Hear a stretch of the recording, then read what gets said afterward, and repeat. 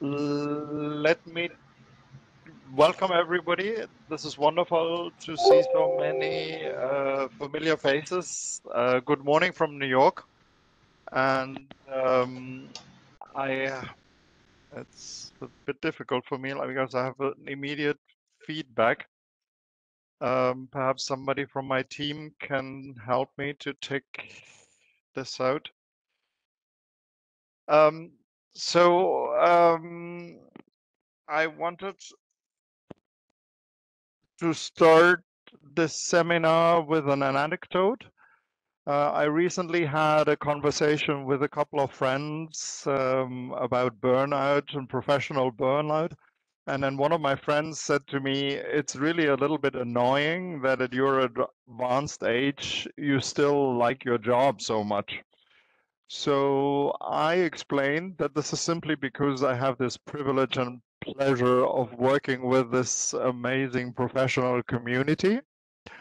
And of course, the Statistical Commission is right at the epicenter of this statistical community. And we have been proven quite resilient, actually, recently.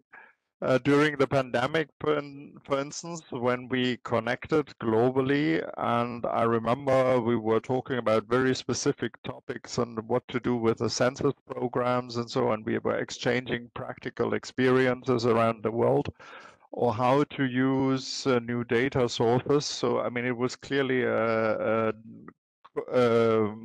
professional community of solidarity, helping each other out in a critical situation, staying connected. So I think it is quite obvious that I care about the Statistical Commission. The Statistical Commission is now 77 years old, and we are preparing for the 55th session in early 2024. And I think there's always room to ask ourselves, how can we still improve it, even if something is already very good? And there's a lot of reason to be on our toes and improve continuously because there is a high demand for what we are doing. There is right now, for instance, the Global SDG Summit that keeps me awake at night. And in 1 week, we will have all the heads of state and government here in New York, and they will also talk about data. There's also a huge opportunity because IT constantly evolves and gives us new ways of, innovative ways of doing our job. And I think we have reflected that in the new terms of reference, and where we have, for the Statistical Commission, where we have an extended scope, not only looking at what was traditionally official statistics, but also at data in a wider sense. That mimics very much the situation in which you are in your countries. And I think, again, we are sticking together as a professional community. So I think even though we all know the Statistical Commission, let me just recall one element of the Statistical Commission. We are a very collegial and open team, but I sometimes look at the Statistical Commission as a group of concentric circles. In the middle of the Statistical Commission, of course, we have the 24 elected members. We are a subsidiary body of the Economic and Social Council of the United Nations. So 24 members of the are elected, and technically that is the core, the decision-making center of the Commission. Fortunately, in my lifetime of over 30 years, we have only voted once and then came to the conclusion that that's not a good way of doing business. We are much more open. We have all countries at the table. So we have a second layer, which are the observers. Countries from all over the world are invited, and we normally have over 100 participants, countries from all over the world in the form of chief statisticians. Then we have the UN system, and of course the wider ecosystem of data and information, the private sector, civil society, academia, and other partners. So how do we make this work with new opportunities and new challenges? Well, obviously, we cannot do it alone in the Secretariat at UNSD. We are happy to serve you, but I would say I'm not intelligent enough or creative enough, and certainly not resourced enough to do this alone. But I don't have to do it alone. I have a fantastic bureau elected by you. So, and the bureau is right here. We have the chair, Gabriela Vukovic, and George Simon Ulrich from Switzerland, Graciela Marquez Colin from Mexico, Adnan Lassoud from Tunisia. And they have all worked very, very hard, and they will run this webinar, and they will present you with ideas of making the Statistical Commission even better in this critical moment. So it's my pleasure to turn over right now to Gabriela, our chair. Thank you. Thank you, Stefan. I would also like to say a warm welcome and hello to everybody. Good morning, good afternoon, good evening, wherever you come from the world. I believe we have a very good geographical coverage. We have many participants from all continents. And this is really a pleasure that you are also interested in this topic, which is, of course, a very important topic. Let me tell you why we convened this webinar. A couple of years ago, we heard concerns during the Statistical Commission session about the representativeness of the Commission, whether the limit of 24 members gives sufficient opportunity for small countries to become members of the Commission. Since then, there were several discussions in the statistical community about how we could improve representativeness and inclusiveness on the issue, on this issue, and we had formal and informal discussions. In a formal discussion during the Commission session last year, and on the margins of the Commission session, we also had an informal opportunity to discuss the issue. Of course, the Bureau followed up, as you commissioned us to follow up on this. And over the past weeks, we worked a lot about on the issue. We talked a lot about how we could make the Commission more fit for the purpose, more fit for the age we are living in, especially in view of the new mandate or changed mandate of the Commission, which enlarged the scope of our activities from official statistics to a broader set of statistics, but also to data in general. So that means that we have much more responsibility over the data world in the world and in the UN. So it is pertinent to talk about how we can cope with this, how we can improve our opportunities, how we can be more inclusive and more representative, and ensure that we want to ensure that all the concerns and all the proposals of the statistical community about this representativeness, inclusiveness, and fitness for purpose is incorporated in the document that we are working on right now. So the purpose of this meeting, to sum up, is to inform you about the content of the background note that we are preparing and that will be shared with you shortly, to inform you about the next steps and the general timeline of this activity, of this work, and of course, most importantly, to bring you your views and positions into the background paper, to incorporate your views and positions into the background paper. So I'm looking forward for a very interesting discussion and very lively discussion, and I hope that you will all participate and you will all advance your views and share with us to make a better note in the end. I would like now to give the floor to George to present the goals and measures that we identified. George, you have the floor. Very good. Thank you very much, Gabriela and Stefan, for the introduction. I will show you a bit where we come from, and then I would also say, I mean, it's not anymore just the discussion on the enlargement only. It is specifically a bit also about the purpose that we have in the Commission that must fit for this purpose. And so I will just tell you a bit about where we're coming from, and then about, of course, these 6 goals that we have defined. You can better understand what we think we are focusing on. Actually, the topic is a bit older, as you all know, but formerly at the 53rd session of the Statistical Commission, it was 2022, we had this decision 53/105, which mentioned revised the issue of equitable geographical distribution used for the composition of the 24 members of the Commission. We had the resolution at the ECOSOC to expand the scope of the Commission, and then 2023 at the 54th session of the Statistical Commission, we had informal discussion held. There we had a decision, the decision 54/114, that we were saying agreed that further discussion should be held to ensure the Commission is more inclusive. This could include an enlargement of the Statistical Commission to address issues raised related to geographical representation for developing countries, and requested the Bureau to prepare a note with options, including an impact assessment. And of course, then we met in March 2023, and there at the 54th session in March, we have analyzed the question if the UN Statistical Commission is fit for purpose, and if it is, and will be inclusive, representative enough to leave no one behind.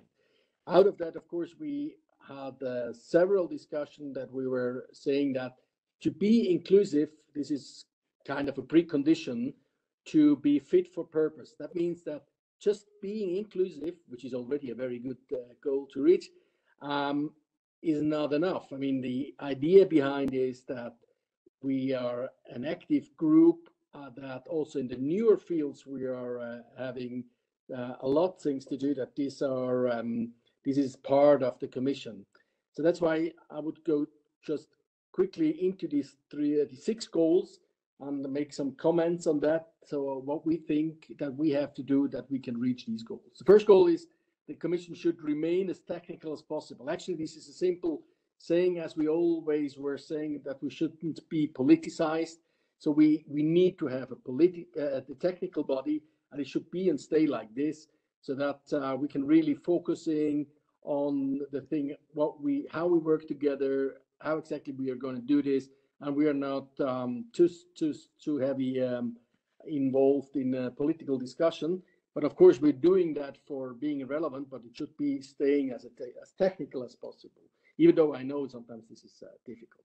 The measurement there is that we have this representativeness to the Statistical Commission, and the observers are the experts and not the politicians who have methodological independence. So that's what we are complying to the UN fundamental principle. I think that is an incredibly important part, because we have to stick to this. This was actually, I would say, the essence of our success, that we can continue with our work. And therefore, I would say the first goal, that we remain a commission that remain as technical as possible. Secondly, the inclusiveness of all relevant actors is guaranteed. That means, we are involving all stakeholders, so it means no one left behind. Means there's also member states, international organizations, NGOs, and also civil society can come together and talk about data and statistics. And as you see, I also already using the words data and statistics, not only statistics, but as you all know, data, as soon as we talk about data, it's not only about statistics, but everything is about data. So we have to be quite reflexive on our way to go further, that we also incorporate all relevant stakeholders, and that they have access to the Statistical Commission as also as observers. I'm coming to the third goal, the representation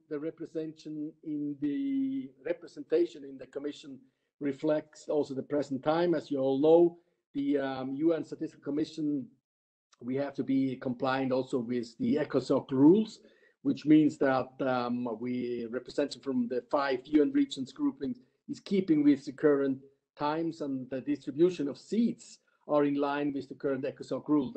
I would say this is just simply a goal that we have to fulfill, that of course, if we have the kind of a compliant governance also within the Commission, that is also given by the ECOSOC rules, that we we compliant to that. Goal 4 is membership in the Commission means more investment from the members. That is, for me, I guess, one of the most important elements. I mean, it doesn't make sense just to be inclusive and that more people talking to certain topics. I mean, the reason why we do that is that these groups come together and then they do things together. I mean, they're active, not just sitting there and having a good time, even though, I mean, I fully, I think it's good if people have that, but to be active is an incredible important thing. I mean, the inclusiveness guarantees that everybody has a voice. No one is left behind. But this just works if everybody is also active in there. So it's really the idea that people are coming there who want to help developing the Commission, help developing the task doing data and statistics at the UN level, because there are so many things to do that you show leadership for that. So just not just that someone comes there just to sit there and that they can go home and say, oh, I was there. The idea is really that we have an investment from the members in the sense of bringing this Commission further. I think in time of uncertainty, this is an incredibly important part, that we have people who really want to be together on that way and working together on that technical level. So I think goal 4 is incredibly important. Goal 5, the adopted regulation standards like guidelines, recommendations, etc., are accepted by all stakeholders. It goes exactly in that direction that that really, when you're part of it, then you also accept it, and then you look in your own country also when you're part of that inclusiveness commission, that in your own country you really have a voice, that you can bring these things back to your own country and helps you. I mean, actually, the idea behind that is that we can agree on things, and then you go back to your country and you implement it, and then you also have a legitimacy for that. So that's why I think this is very important. Also, goal 5, so that we really work together, show the world that we can work together. We have an incredible good network, and I think we have to use that. Active people can go back and say we have a good network that can really help us, and then you also have the legitimacy to go back to help that our community really has a strong voice in all countries. And then finally, the goal number 6 goes in that direction, that also the institution itself, so the UN Statistical Commission, plays an active role in discussion on data and statistics. And as you all know, it's not only about statistics, data, it means also about the newer topics such as like new data sources, data management, AI, and all these topics coming together now, which are very on in since we have COVID. It was also like this before, but since COVID, I think everybody understood that we have to work together, but it's also not just coming together and discussing with each other and have active people. It means also that we as an institution are really having a role in that discussion, and that others can see us outside the statistical world, that they see, hey, look, these guys from the Statistical Commission, they really are the ones who are helping us making a better system with data and statistics. This is a bit the 6 goals and what is behind them. And of course, at the end here, you can also then ask us some questions if something not really understandable or so, but I would give back for a bit the focus on this goal 3 to Gabriela. Thank you, George, and thank you for presenting the 6 goals and measures that we identified until now. Now, I would only like to focus on of the 6 goals on the 3rd one, that is on how representation in the Commission needs to reflect on present time. Here on the slide, you can see the four milestones really of identifying or setting the number of Commission members. Initially in 1945, there was one revision in 1946, another one in 1966, and now we are in 2023 with our current numbers. You can see that the number of UN member states has increased enormously, and the Statistical Commission numbers did not quite follow this. In 1966, we had 21.4% of UN member states were members of the Commission. By now, this percentage dropped to 12.4%. So that's a big drop, and that means that we are certainly not representing the global countries in the global statistical community as well as we did before, and as maybe we should. So this means that that we need to address this issue. As George previously mentioned, membership is determined not only in terms of numbers, of total numbers, but also by UN regions. And this is always, in the case of all functional commissions, the mandate of the commission contains the geographical breakdown of the membership.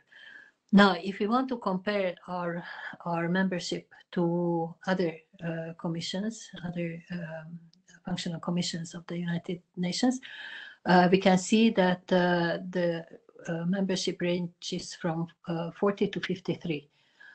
So our 24 is very low. Whatever we see in these figures, we can certainly see that we are the smallest commission from among the UN functional commissions. I would say that maybe it's not so important, but it is in a sense because it also reflects on what importance the global community, the global, let's say, political community attaches to statistics and data, which we are dealing with. So this is not certainly not the only indication, but it also reflects a bit the importance that is given by the global political community to data and statistics. So we should address this issue also. Can we go to the next slide, please? Next slide. The cost that any change, and especially an enlargement, would entail is always asked. Of course, the Statistical Commission is not the body to calculate the costs and to address the issue of costs. It's for the Fifth Commission of the UN to do that. But we need to think about it because it is always raised, even among ourselves we raise it, and in the commissions, in the Statistical Commission, it's also raised sometimes. So let's have a look at what costs this mean. As you know, it's only the travel costs that are reimbursed to the members of the Statistical Commission who participate in the commission session. Here you can see a series of how many members used the entitlement of reimbursement for travel costs, and what it was in total each year, and what it was per funded member each year. You can see that there was not so much change between 2015 and 2020. And of course, there was a big upsurge because of the increased cost of travel after the COVID in 2023. Of course, the virtual sessions did not cost any travel cost.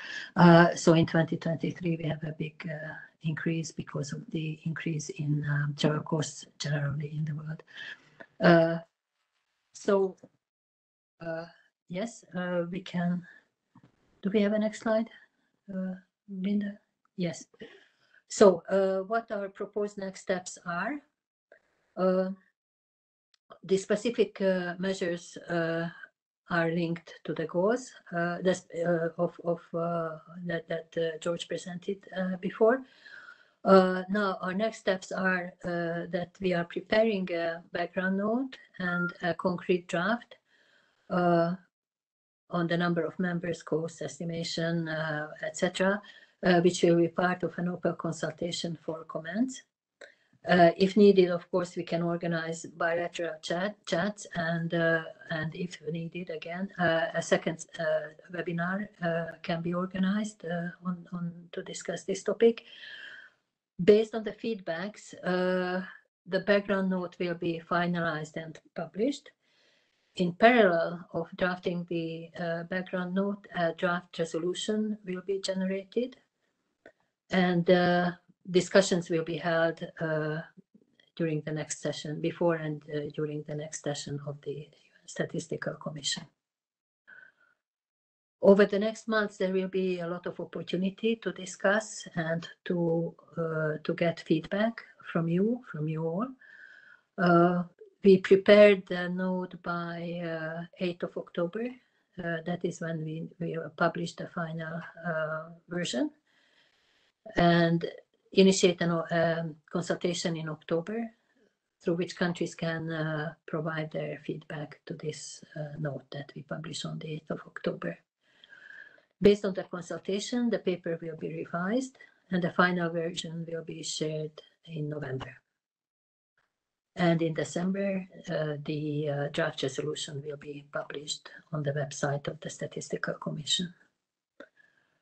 And consultation all the way from December to February. And of course, in end of February, early March, we have the 55th session of the Commission where it will be on the agenda. So this is what we thought we would inform you about, how we stand and what we plan for the near future. And now it's time for you to share your ideas, your views, your proposals and questions, of course. Please raise your hand if you would like to pose a question, or type the question into the chat box, and we will monitor the written questions. And for more information, you can visit the UN Statistics Division website, and you can find more information on how we are and what we are doing, and on the webinar also. So please pose your questions, your comments, your inputs to this document. Maybe I could ask Graziella if you would like to share a few thoughts. Thank you, Gabriela. Before we hear the questions or comments, first of all, it's we're very glad that so many members participate in this webinar. It's very encouraging, especially because our goal is to show the work in progress and how our proposal can be enriched in the following weeks and months. So we are willing to, as you mentioned, to hold any bilateral meeting. Actually, in ECLAC, we're having all the ECLAC members in Santiago in a couple of weeks. We will have a meeting especially devoted to this important topic. So I invite everybody to contact us in case after this webinar some questions remain. And of course, we will be very reviewing all the suggestions so that we can enrich the proposal and really make it more inclusive since the beginning. Thank you. Thank you, Graziella. Adnan, would you like to say a few words? Hello. Yes. Hello. Yes. Yes. Thank you, Chair. Thank you all the other member of the Bureau and the Secretary of the UNSC who worked hard to prepare this webinar and the presentation. Indeed, I fully support the proposal of the Bureau, and a lot of work still to be done in the coming days and weeks to enrich the proposal and to have a convergent point of view of all the community toward before the coming Statistical Commission. And as an African group, we will do the job in the coming weeks. We already get in touch with UNECA, and we'll get in touch with the African Union to organize the discussions in the coming weeks. And I encourage all the other colleagues to do the same with the other regional groups to come up with a convergent document at the end, and to have always the consensus which always guided our community in the past years, and will hopefully continue to guide our work in the coming years with a more inclusive statistical commission. Thank you all, and maybe we get back the floor to the chair. Thank you. Thank you, Adnan, and I would like immediately to pass on the floor to our participants to be interested in our discussion today. I propose to collect maybe a few questions and then give a set of answers to those questions or comments, and then we can continue with new questions. So please, if you would like to pose a question or make a comment, raise your hand and make it as soon as I can give you the floor when I see the hands, or type it into the chat box. If I may, Chair, the Myosotis Rivera from Dominican Republic asked for the timeline, and it's already in the chat. In the chat, yes. The presentation will be soon posted on the webpage. So in case you need to, to read it carefully. Thank you. Yes. Thank you, Graciela, for reminding us. Yes, please. Questions, comments? Gabriela, Kara Williams from Canada has her hand up. Kara, please. Maybe it would be easier, since I don't see the raised hands on my screen. Maybe if Linda could, since you see them, you could give the floor to them, to those who raised their hands. Thank you. So Kara, I heard from Linda that you were the first. Kara. Good morning, everyone, or afternoon or evening. Thank you to the Bureau and to UNSD for putting all this work into this presentation, and super happy to see goals and measures. I'm a little curious about how you're going to measure some of those things, having spent the last 6 years on SDG measures. Active participation seems, I'm not sure how you measure that. But a question related to, you talked about ECOSOC rules. Would those ECOSOC rules be provided to us when we review the document? Because I'm not sure what they are, or perhaps you can point us where we can find them.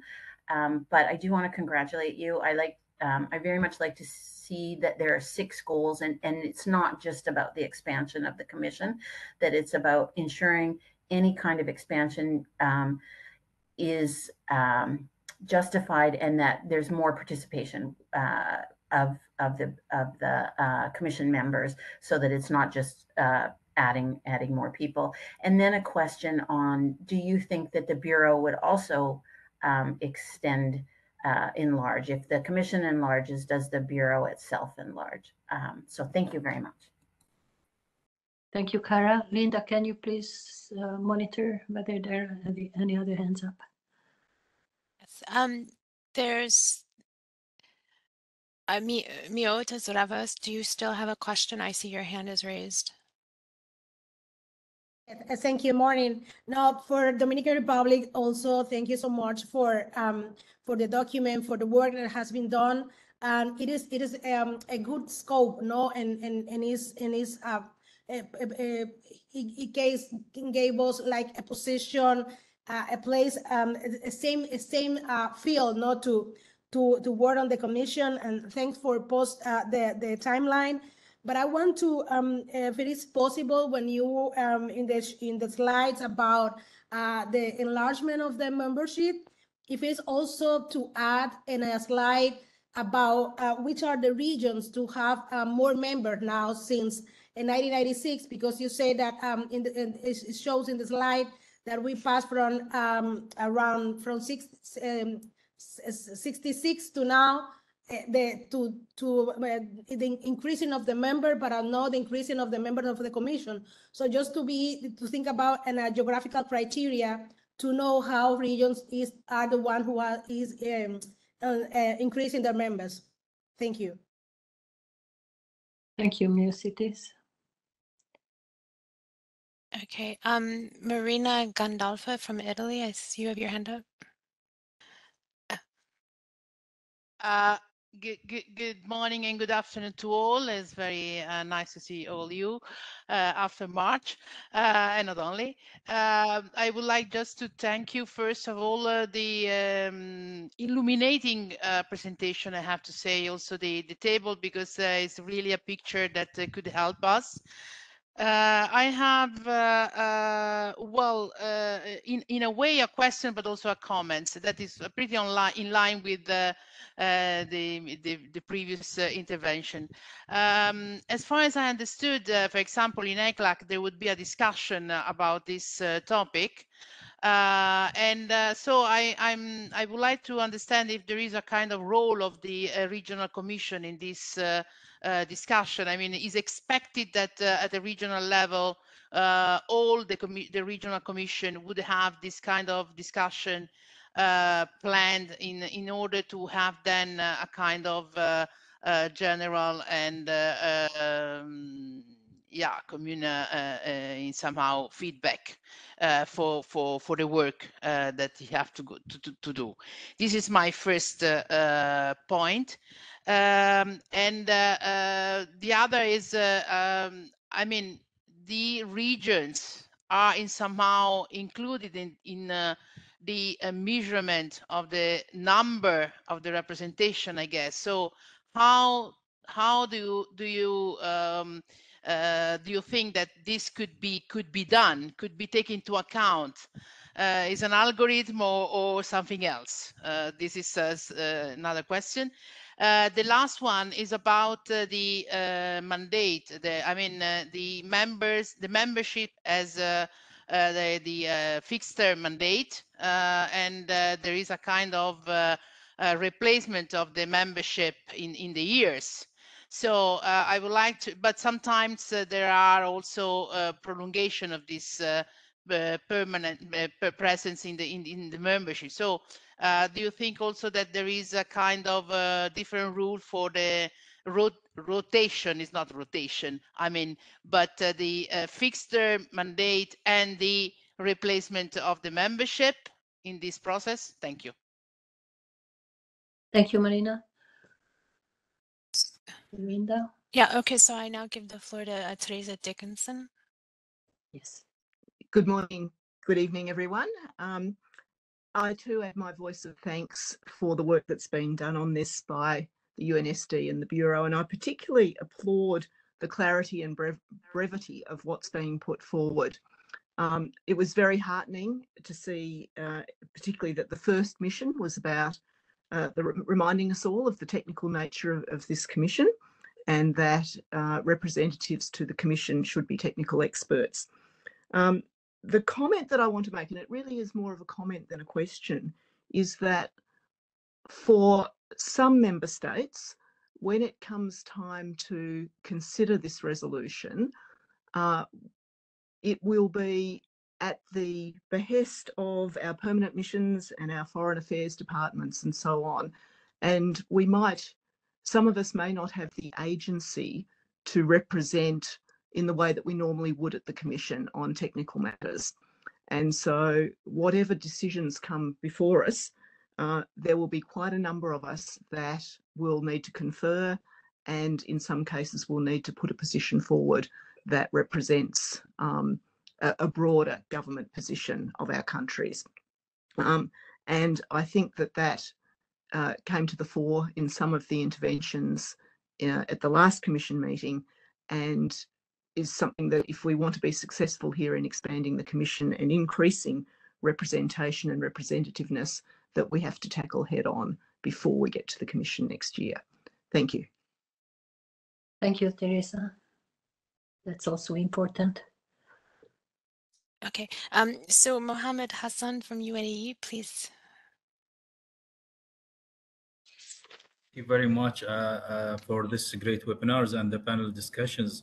I echo the proposal of advocating the enlargement of the Commission members and the subsequent expansion to include nations from different regions.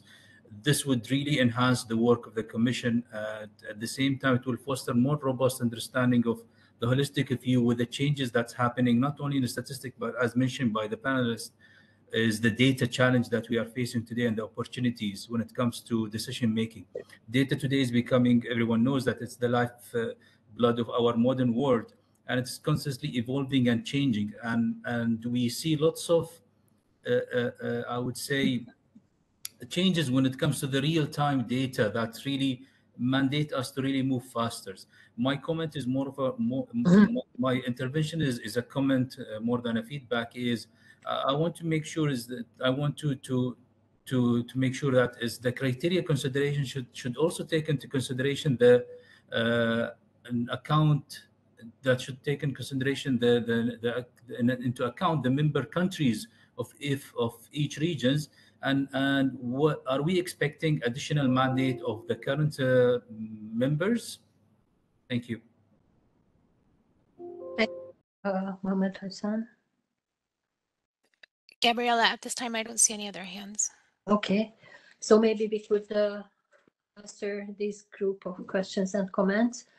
For the more technical ones, I mean, the ECOSOC rules that can be shared by the Secretariat, maybe even in the note itself, or as a footnote in the note that we will be circulating to you. And I think, Stefan, maybe you could answer the Marina's question about the role of the regional commissions in this process, and whether there is an algorithm for the regional distribution of new seats, and the rotation rules, whether they are permanent or may change, or whether they are observed. Well, thank you. But perhaps a couple of points I can share. First of all, there are ECOSOC rules for functional commissions, but they are very, I would say, procedural, and they are for very different commissions. Functional commissions at the United Nations are very different. We are really an outlier, and I would always say a proud outlier, and it comes back to the first goal that Ulrich so eloquently formulated, because we are a technical body. In most other commissions, the ambassadors or representatives from the missions are discussing the more political topics of social development and so on and so forth. So ECOSOC rules are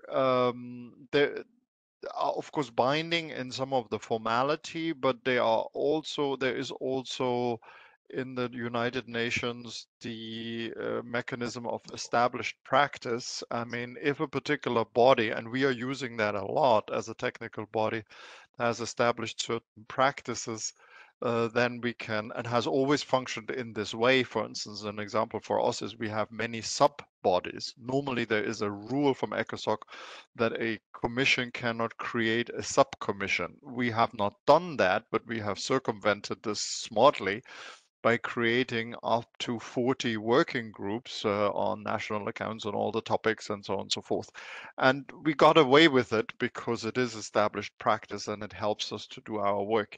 So I just would like to say we will send, of course, the ECOSOC rules around, but you may not find all the answers or that you're looking for there. There was also a question by Kara whether the bureau would automatically get bigger if the commission gets bigger.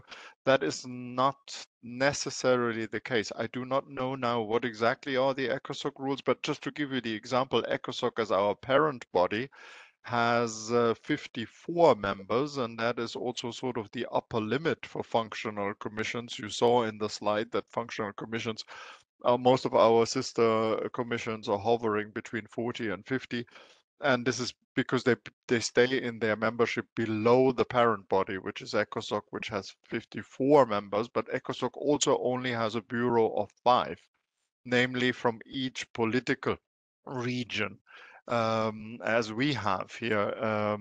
And so that is not necessarily the case that the bureau gets bigger. Let me open a parenthesis here. In the geospatial community, which is a new body that we created 10 years ago, we also just got away with a mechanism which I would also consider perhaps propose to the Statistical Commission to use, we have the mechanism of an extended bureau where we invite the elected chairs of the regional bodies, and I call that the 5+5 formula, because let's say all the regional bodies, the Conference of European Statisticians or the Conference of the Americas elect chairs, so it will maintain the regional representation. So that is perhaps something that we can also consider for the future. That doesn't make our bureau formally bigger, but it puts more voices in the core. So that's just something I'm mentioning here. The geographical criteria are not very clear at the UN. This is a political game, and I should also I need to explain a little bit. UN is a complicated business, that the political regions and the economic regions do not coincide in the UN. The political regions, we have 5 of them. That's Western Europe and others, and Eastern Europe, and then Asia and the Arab states are together, and then Africa and the Americas. So that's different from our regional commissions. So just to complicate matters a little bit, but all the political bodies, and as a statistical commission, we are technically an intergovernmental body. We are using the political regions. So for instance, right now we have 4 seats for what is called Asia, and that includes Western Asia. So traditionally, we would have had in the Statistical Commission 1 member from the Arab states and 3 members from Asia and the Pacific. That's the current situation. And that is uniquely determined by the ECOSOC. There are elections every year in May, April, May, and the permanent missions decide which countries are going into which commission. And there is obviously also, don't quote me publicly, a bit of a horse trading going on. If a particular country wants to go into the Statistical Commission, but also in the Social Commission and in the Forest Commission and in the Population Commission, the other members of that region will say, hey, let's share a little bit. So in a way, we are also in our composition a little bit dependent on the political context, and we need to be aware of that. There was the question, the distribution of the regions is hardwired in the commission right now. We cannot change that. So we would need an ECOSOC mandate to do that. So if we go down the road that we are talking about a larger number of members of the commission, we would also have to discuss the regional distribution, and that could be challenging because there's no rule for that. We could use the regional distribution of ECOSOC itself as the parent body. We could use the regional distribution of other functional commissions, and they vary. There are sort of different compositions, and we could make up our own regional composition. So, I mean, just it opens a layer of opportunity, but also complexity. And I should mention here one more thing, that we cannot politically discuss about sub-regions. I know some of you feel very strongly, let's say, take the example of CARICOM or the Pacific Islands and so on and so forth. At the political level in New York, those distinctions do not exist. I mean, the political members in ECOSOC only use these 5 political groupings, and that's what will be used for the elections of members of the Statistical Commission. The so-called group of Latin American countries, GRULAC, if they can decide among themselves that the membership is distributed in Latin America and there is somebody from the Central American group and from the Caribbean group, etc. And that often happens, but that's a political decision. We will not be able to influence that. Our proposal will have to stop at the distribution of the political regions. The question on the replacement, that was also interesting, because the term of a Statistical Commission member is 4 years, and I believe that is the term for all Statistical Commission, for all functional commissions. I'm not sure whether this is a variable, but we can check. So if a country is elected, it is elected for 4 years, but there is, of course, always the opportunity of re-election. And we have had a number of countries that were regularly re-elected by their political groups because they also expressed continued interest to be members in the Statistical Commission and so. So there is no formal mechanism. Every country is elected for 4 years, and when their term is up, there is a re-election in that regional group. And if that country wishes to continue and there are no other candidates, or if there are other candidates and politically it is decided that a country continues its membership, you may find countries with a membership of 4, 8, 12, 16, etc. years. So just to explain that mechanism. I could not, with everything I think I just told you, you see the importance of Teresa's point to be in close contact with the permanent missions, because we are part of a UN architecture. We are an ECOSOC subsidiary body. So I would really be grateful if you all become also ambassadors of our statistical cause, and perhaps reach out in the consultation phase early, maybe not necessarily right now, but as soon as we have a paper which sort of codifies our statistical wishes and position from our technical point of view, but definitely by the time we have a draft resolution on the table, let's say in December or so, it would become imperative to reach out to colleagues in the permanent missions. And so I can only underline that point, and I thank Teresa for making it. And yes, I think those were the main questions. So sorry for going a little bit into the architecture of the UN, but I hope that is helpful to understand what we can decide and what we cannot decide. Thank you. Thank you, Stefan, for these answers. I think it more or less covers all the questions or comments that we had. If not, please, if you're not satisfied with everything. Graciela, yes. I see your hand. You are unmuted. Or you're muted, unmute yourself. Yeah. I would like to comment a bit on Kara's question on how to measure. We will propose in the 6 goals and measures. I think it's very important, her point, so we will be working on that. It's sometimes not as easy as it's proposed in the goals, but we need to work on that and be sure that we will be some elements for measuring our goals and our measures. So thank you for your contribution, Kara. Yes, definitely. If you don't have exact indicators, even then we can have sort of soft indicators that would show whether we comply with our own measures. Gabriela, I see that the colleagues from MBS have their hand raised. Yes, please, go ahead. Thank you, Chair. And first of all, we'd like to thank the Bureau and USD to prepare these very good notes for formulate the 6 goals and measures. We would like also to suggest that maybe we can go further deeper discussion about the numbers of the enlarged members of the UNSC, like how many percent we should have in the future. And also maybe we need to clarify the mechanism of selection, and also the like the new term and the new election of these members.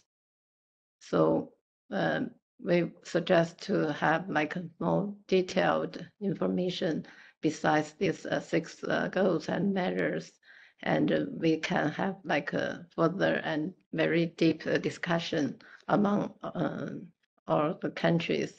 And also I would like to know, I'm curious, when we can have this new mechanism of enlarge the member states to the UNSC, when can they be implemented? Yeah, thank you very much.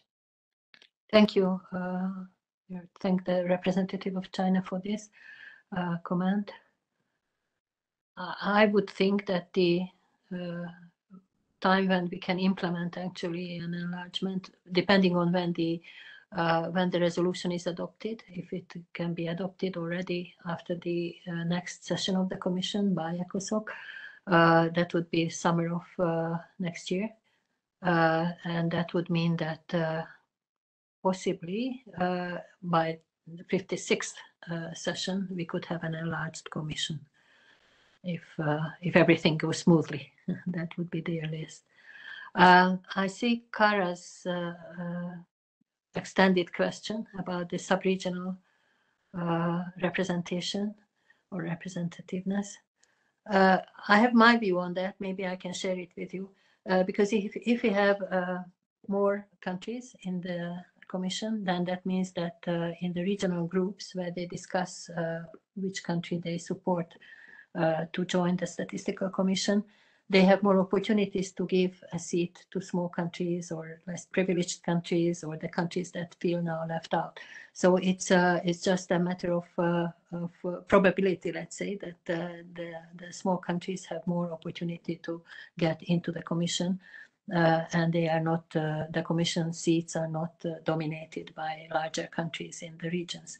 So I think this is the only way that we can address it, and hope that if there is a general understanding that that is the purpose of enlargement, to have more better representativeness, more inclusiveness. If there is a consensus on that, then the regional groups of countries will help this to be implemented. So I believe there is no formal opportunity or formal possibility for us to influence which countries actually can get into the Commission. Yes, Stefan, please. Thank you. Just to add to this, I mean, you used the word, it's not a deterministic outcome, but it's a probabilistic outcome. Yeah. Just using the current numbers, I mean, if you have 4 members from the Americas, from Latin American countries, given the political dynamic at the United Nations, it is of course quite honestly a lot less likely that in a political negotiation process a Caribbean country would be one of those 4, to take that original example. If we had, let's say, 8 countries from the Americas or 8 slots for the Americans, I would think that even in a political process, it would become extraordinarily more likely that there would be also more equitable sub-regional representation. But again, we do not have a direct influence on this, but I think I agree with Kara's comment in the chat. We need to address it also for the simple reason that this was one of the triggers that started this discussion. And I think there is one mechanism that we can do. We can write into the draft resolution that language that says we strongly encourage equitable sub-regional representation within the regional groups. Okay, and I honestly don't believe, I think that would go through politically, because I think we could muster the support of those who would stand to benefit from such language, and that would then stand there, and that would give, let's say, the smaller countries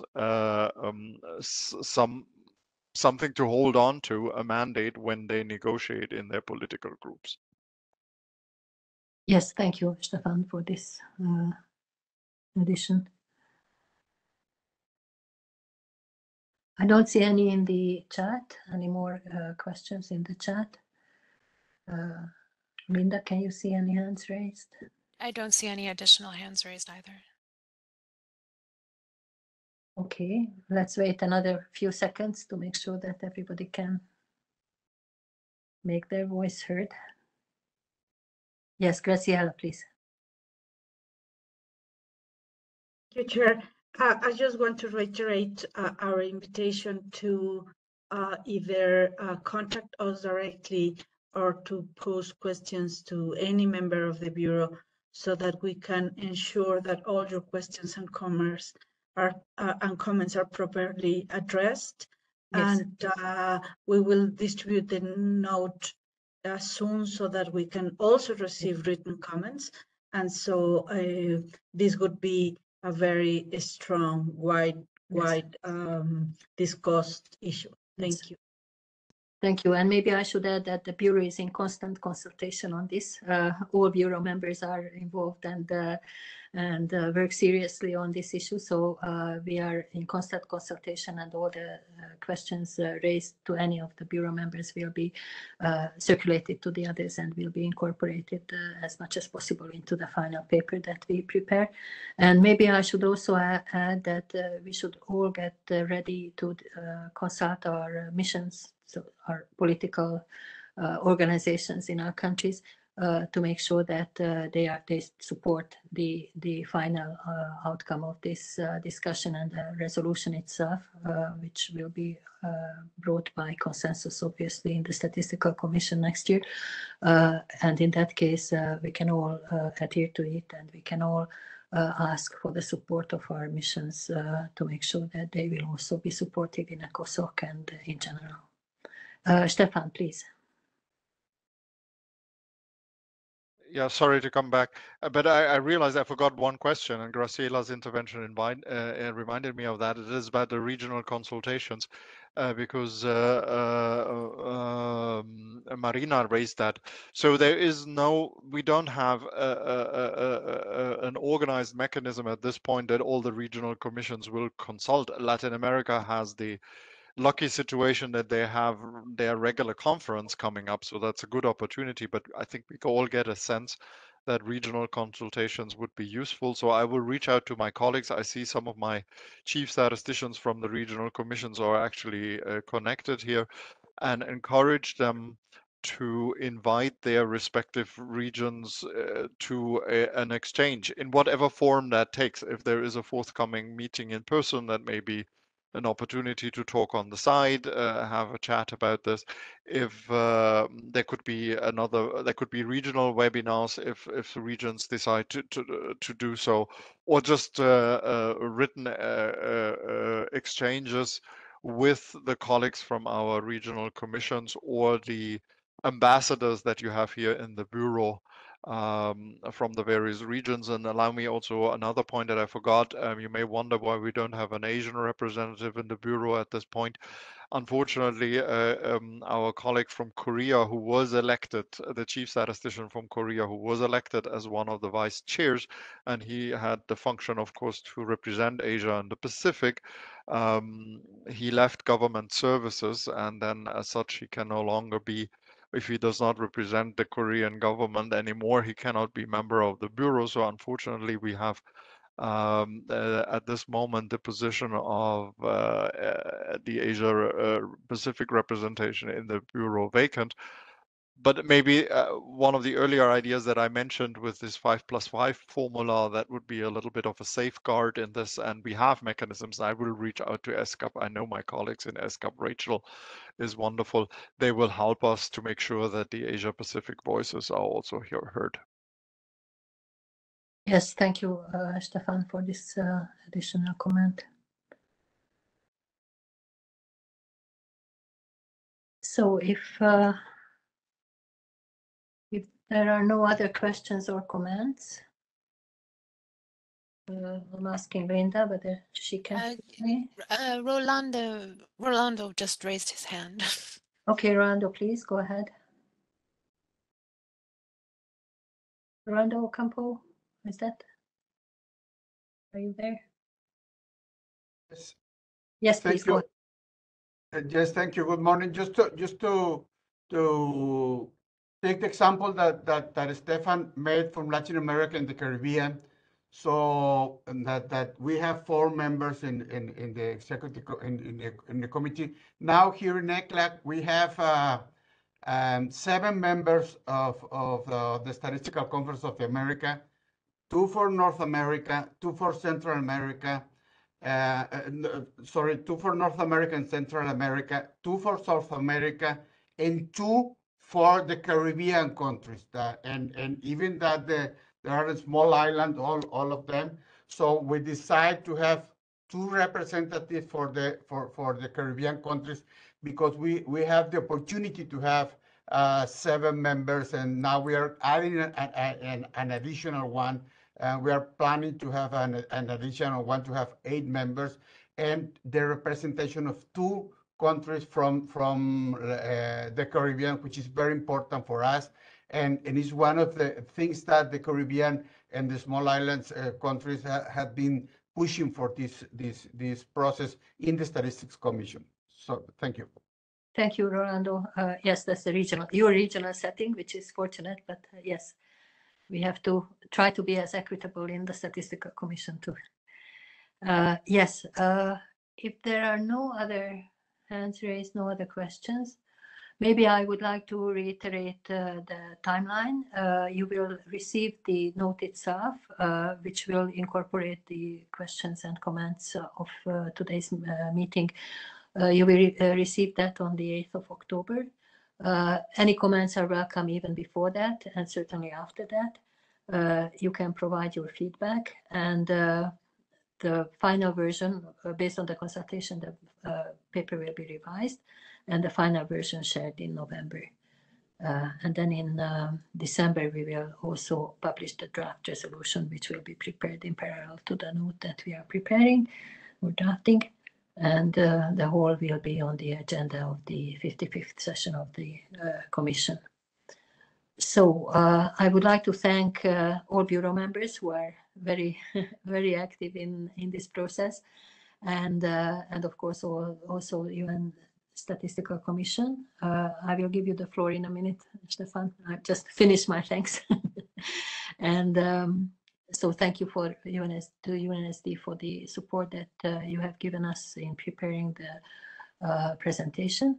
And before I say goodbye, I would like to give the floor to Stefan.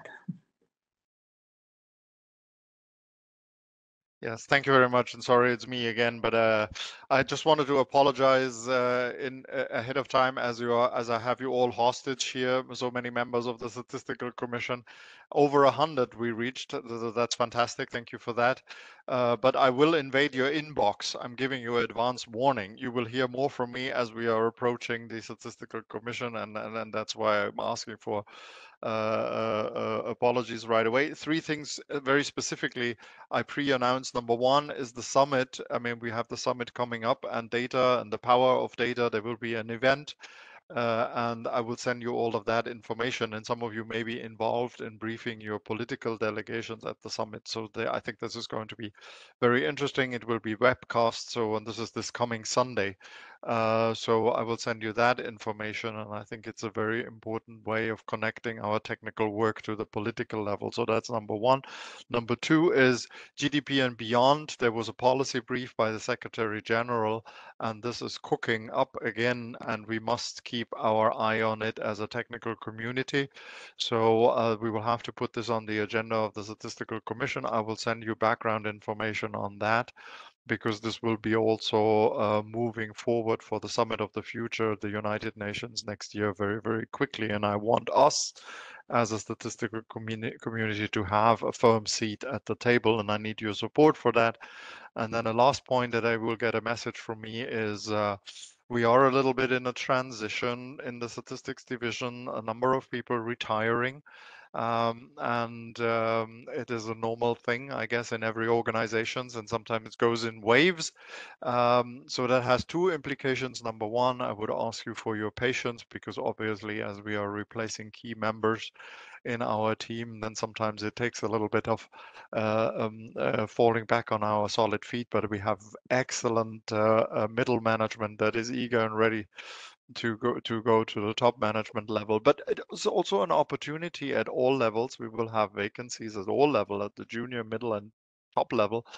And your staff can also apply, or people that you know, from the statistical community. So all of our job openings are open and they are on our website. So at one point I will send you that information so that you can look at it or forward it to whoever you think might be interested in applying for opportunities. And I think it would be good for UNSD to be a bit of a mixed team of experienced UN people, but also bringing the voices of national statistical officers directly to the core. Thank you very much. Thank you, Stefan. Yes, let's send our best people to UNSD and miss them at home. No, but it's true. If you have good ambassadors at UNSD, that's also helpful to the countries. Yes, thank you.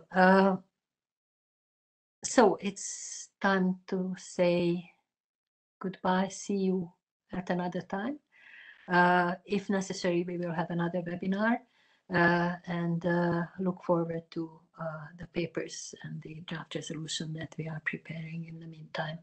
Thank you all for participating. Thanks again to the Bureau members and to UNSD. And all have a nice day, nice evening, nice night, and see you soon. Bye. Thank you. Bye, everybody. So nice to see so Bye. many familiar faces.